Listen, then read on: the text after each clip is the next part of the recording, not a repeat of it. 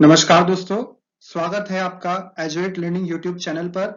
History of modern India की series में आज हम जानेंगे गवर्नमेंट ऑफ इंडिया एक्ट 1858, जो कि एक बहुत महत्वपूर्ण एक्ट है इस मायने में कि इसने भारत में अंग्रेजी शासन के एक नए दौर को प्रारंभ किया।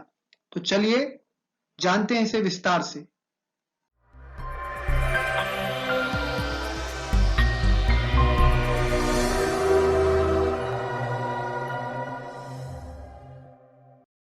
गवर्नमेंट ऑफ इंडिया एक्ट, जिसे एक और नाम से जाना जाता है एक्ट ऑफ गुड गवर्नेंस, यानी सुशासन या अच्छे शासन का अधिनियम, एक्ट ऑफ गुड गवर्नेंस। इसका जो टाइटल था, जो पूरा नाम था, वो था an act for the better government of India. Territorial extent, यानी भारत में किस क्षेत्र पर ये कानून लागू होता था, तो पूरा वो क्षेत्र जो कि ब्रिटिश कंट्रोल में था इंडिया में, और वो सारी देसी रियासतें, प्रिंसली स्टेट्स, जिन्होंने कि ब्रिटिश क्राउन की सोवर्निटी को यानी उनकी संप्रभुता को स्वीकार कर लिया था। जिसी भी माध्यम से हम जानते हैं कि डॉक्ट्रिन ऑफ लैप्स या फिर जो है सब्सिडरी अलायंस, अलग अलग नीतियों के माध्यम से उन्होंने संप्रभुता अपनी स्वीकार करवाई, तो वो सारी टेरिटरीज, उनके ऊपर ये जो नियम है, अधिनियम लागू होता था। और इसको इनेक्ट किया गया था by the parliament of great Britain. इसको रॉयल एसेंट मिला, यानी राज स्वीकृति जो प्रदान हुई वो 2 अगस्त 1858 को होती है, और इसी के साथ इसको कमेंस किया जाता है उसी वर्ष 1 नवंबर 1858 को।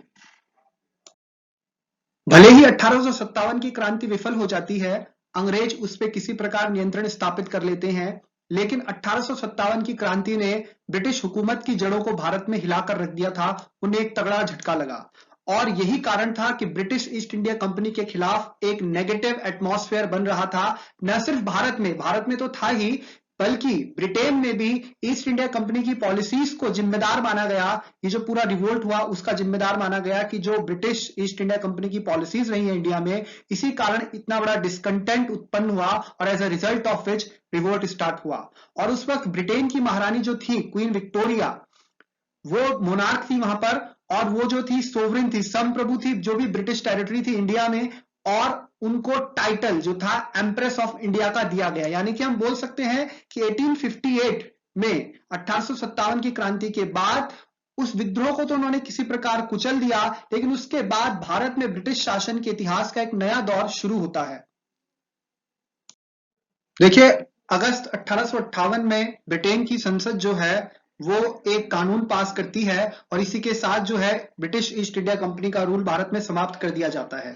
हमने पहले से देखा है, मैंने क्लास में भी आप लोगों को बताया है कि किस प्रकार से जो एक्ट आ रहे थे, रेगुलेटिंग एक्ट ऑनवर्ड्स हम देख रहे थे, हर नया एक्ट जो आ रहा था वो कंपनी की पावर को, कंपनी की जो स्ट्रेंथ थी उसको कमजोर करता जा रहा था। 1813 का जो चार्टर अधिनियम था, चार्टर एक्ट ऑफ 1813, उसने कंपनी की मोनोपोली को जो है वो समाप्त कर दिया। उसी प्रकार 1833 में हम देखते हैं कंपनी प्योरली एक एडमिनिस्ट्रेटिव बॉडी बन के रह गई, ठीक है ना, और उसकी जो कमर्शियल पावर थी, जो कमर्शियल हैसियत थी, उसको जो है उन्होंने समाप्त कर दिया। तो धीरे धीरे हर अधिनियम के द्वारा कंपनी की पावर को कम किया जा रहा था, उसकी ताकत को कम किया जा रहा था, और अब तो कंपनी के ऊपर इतना बड़ा मतलब एक जिम्मेदारी ये आ गई कि कंपनी के होते हुए जो है इतना बड़ा विद्रोह हो गया। तो इसके बाद ये बहुत अच्छा समय था, बहुत अच्छा बहाना मिल गया गवर्नमेंट को भी, उन्हें कंपनी को तो यहाँ पे जो है किसी प्रकार वो कमजोर कर ही रहे थे, अब इससे बड़ी अपॉर्चुनिटी इन्हें नहीं मिल सकती थी, और उन्होंने कंपनी के शासन को भारत में समाप्त कर दिया। भारत के प्रशासन में कंपनी की भूमिका पूरी तरह समाप्त हो जाती है, और भारत पर ब्रिटिश सरकार का प्रत्यक्ष नियंत्रण स्थापित हो जाता है। और जो अब सरकार भारत में बनेगी, यानी कि जो ब्रिटिश क्राउन के अंडर यहाँ पर जो गवर्नमेंट होगी, वो पूरी तरह रिस्पॉन्सिबल होगी to the parliament of Britain, और भारत के प्रति जो ब्रिटिश नीति है और जो प्रशासनिक व्यवस्था है, उसमें अब बहुत तरह के इंपॉर्टेंट जो है हम बोल सकते हैं मेजर चेंजेस इंट्रोड्यूस होंगे। देखिए, अभी तक हम ये जान गए कि अगस्त 1858 में ये जो कानून था ये ब्रिटेन की संसद द्वारा पारित हो जाता है, ये अधिनियम पास किया जाता है, और नवंबर 1858 में इसे भारत में लागू किया जाता है। अब ये जो नया अधिनियम आ रहा था, इससे भारतीयों के मन में एक बहुत प्रकार की जिज्ञासा थी कि वो जानना चाहते थे वास्तव में क्या परिवर्तन होने वाले हैं। समाज के सभी वर्गों में, राजा रजवाड़ों में, सब में ये जानने को बड़ी आतुरता थी कि क्या क्या परिवर्तन होने वाले हैं। इसी क्रम में 1 नवंबर 1858 को इलाहाबाद में तत्कालीन जो हमारे उस वक्त गवर्नर जनरल थे, लॉर्ड कैनिंग, उनके द्वारा एक दरबार लगाया जाता है, और यहाँ पे जो महारानी थी उनका जो राजाज्ञा थी, जिसको हम प्रोक्लेमेशन बोलते हैं, उसको पढ़कर सुनाया गया। और उस प्रोक्लेमेशन के तहत जो बातें बताई गई वो इस प्रकार से थी। उसमें बोला गया कि अब भारत के सभी धर्मों की प्राचीन मान्यताओं और परंपराओं का सम्मान किया जाएगा, यानी जो इंटरफेरेंस कर रहे थे वो नहीं किया जाएगा। भारत के सभी राजाओं के पदों का सम्मान किया जाएगा और ब्रिटिश राज के विस्तार को तत्काल प्रभाव से रोक दिया जाएगा। अभी तक हम देख रहे थे कि डॉक्ट्रिन ऑफ लैप्स के माध्यम से या सब्सिडियरी अलायंस के माध्यम से या वॉर के माध्यम से वो किस प्रकार से भारत में अपने क्षेत्र का विस्तार कर रहे थे, तो वो सब चीजें उन्होंने रोक दी, क्योंकि 1857 की क्रांति से वो काफी हद तक प्रभावित हुए थे। और इसके साथ साथ ये भी बोला गया कि सभी भारतीयों को सिविल सेवा की परीक्षा में समानता का दर्जा दिया जाएगा। इसके लिए हम देखेंगे कि आगे क्या क्या मेजर चेंजेस हुए। 1861 का एक्ट क्या बोलता है, और भारत की जो मध्यम वर्गीय जनता थी, जो मिडिल क्लास के लोग थे, उनके लिए शिक्षा और उन्नति के नए अवसरों को उपलब्ध कराया जाएगा। तो इस प्रकार की कुछ घोषणाएं की गई इस दरबार में। अब जो इस एक्ट के मेजर फीचर्स थे उनको जान लेते हैं, जो बहुत इंपॉर्टेंट है हमारे एग्जाम पॉइंट ऑफ व्यू से। तो इस एक्ट का जो मेजर फीचर था, सबसे बड़ी बात, सबसे इंपॉर्टेंट तो हम ये जानते हैं कि इस अधिनियम के द्वारा ब्रिटिश ईस्ट इंडिया कंपनी के शासन को समाप्त कर दिया गया और सीधा शासन अब किसके हाथ में आ गया, ब्रिटिश ताज के। अब ये जो रूल था वो हर मेजेस्टी के नाम से होने लगा। इसी के साथ जो गवर्नर जनरल ऑफ इंडिया का डेजिग्नेशन था उसको बदलकर वाइसरॉय ऑफ इंडिया कर दिया गया। वाइसरॉय का मतलब क्या होता है, रिप्रेजेंटेटिव ऑफ क्राउन, यानी कि हम बोल सकते हैं राजमुकुट का प्रतिनिधि। राजमुकुट यानी जो मोनार्क है, जो क्वीन है, उसका प्रतिनिधि।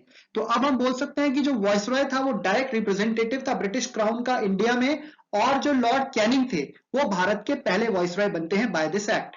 अब इसी के साथ इसी अधिनियम में जो डबल गवर्नमेंट का सिस्टम था, जो कि इंट्रोड्यूस हुआ था पिट्स इंडिया एक्ट ऑफ 1784 के माध्यम से, जिसमें बोर्ड ऑफ कंट्रोल और कोर्ट ऑफ डायरेक्टर्स की व्यवस्था थी। बोर्ड ऑफ कंट्रोल, आपको याद होगा मैंने क्लास में बताया था, बोर्ड ऑफ कंट्रोल का कार्य होता था कि भारत में जो भी ब्रिटिश ईस्ट इंडिया कंपनी है उसकी पॉलिटिकल और एडमिनिस्ट्रेटिव एक्टिविटीज को कंट्रोल करना, जबकि कोर्ट ऑफ डायरेक्टर्स जो था वो कमर्शियल और जितने भी आपके बिजनेस मैटर्स थे उनको देखता था। तो अब ये डुअल पॉलिटी या जो गवर्नमेंट का डबल गवर्नमेंट का सिस्टम था, इसको अबॉलिश कर दिया गया, समाप्त कर दिया गया।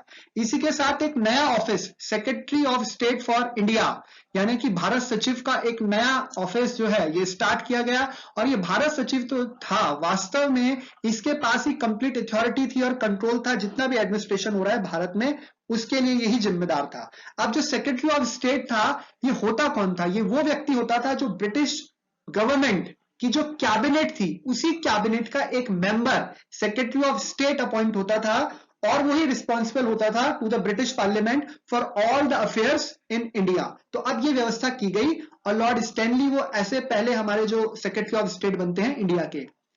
इस सेक्रेटरी ऑफ स्टेट की सहायता के लिए 15 सदस्य काउंसिल का निर्माण किया गया, जो कि इसको असिस्ट करेगी, और ये एक एडवाइजरी काउंसिल की तरह, एडवाइजरी बॉडी की तरह एक एक्ट करेगी, जबकि इसके ऊपर जो पूरा मतलब मेजर जो पार्ट प्ले करेगा वो कौन करेगा, सेक्रेटरी ऑफ स्टेट करेगा। और सेक्रेटरी ऑफ स्टेट इस काउंसिल का चेयरमैन भी होता था। तो इस एक्ट के माध्यम से अब डायरेक्ट कंट्रोल स्टैब्लिश हो जाता है ब्रिटिश पार्लियामेंट का ओवर इंडिया, और अब इंडिया का fate is in the hands of British parliament हो गया।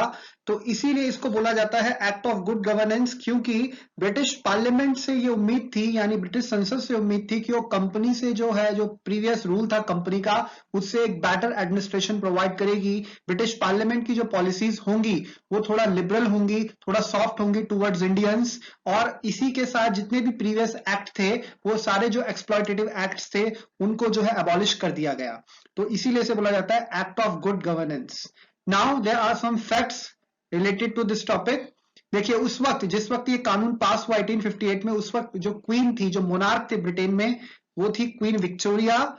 फर्स्ट सेक्रेटरी ऑफ स्टेट यानी प्रथम भारत सचिव या राज्य सचिव जो बने इस एक्ट के माध्यम से, लॉर्ड स्टैनली। एक्चुअली इस एक्ट को जो प्रेजेंट भी किया था लॉर्ड स्टैनली ने किया था, क्योंकि किसी कारण उस वक्त के जो प्रधानमंत्री थे, तत्कालीन प्रधानमंत्री लॉर्ड पामस्टन, उन्होंने इस्तीफा दे दिया था। अगर लॉर्ड स्टैनली नहीं आता ऑप्शन में तो आप टिक कीजिएगा सर चार्ल्स वुड को as a secretary of state for India. और जो फर्स्ट वाइसरॉय बनते हैं बाय दिस एक्ट वो थे लॉर्ड कैनिंग, ये हम जानते ही हैं। तो इसी के साथ ये पूरा एक्ट आपका कंप्लीट होता है। Government of India act 1858। Later जो एक्ट आए 1861 का, 1892 का, वो भी बहुत इंपॉर्टेंट है। फिर 1909 1919, 1935, तो ये सारे एक्ट बहुत इंपॉर्टेंट है और हम जानते हैं हमारा जो मॉडर्न कॉन्स्टिट्यूशन है, जो भारत का आज का संविधान है, उसका बैकग्राउंड जब हम जानते हैं, उसका जो हम इतिहास जानते हैं, हम देखते हैं कि जो संविधान बना उसके पीछे पृष्ठभूमि क्या थी, तो इन सारे अधिनियमों का एक बहुत इंपॉर्टेंट रोल हमें देखने को मिलता है। हाल फिलहाल हम उन सभी चीजों को कवर करेंगे नेक्स्ट वीडियोस के माध्यम से। आज के लिए इतना ही। Thanks for watching, keep learning.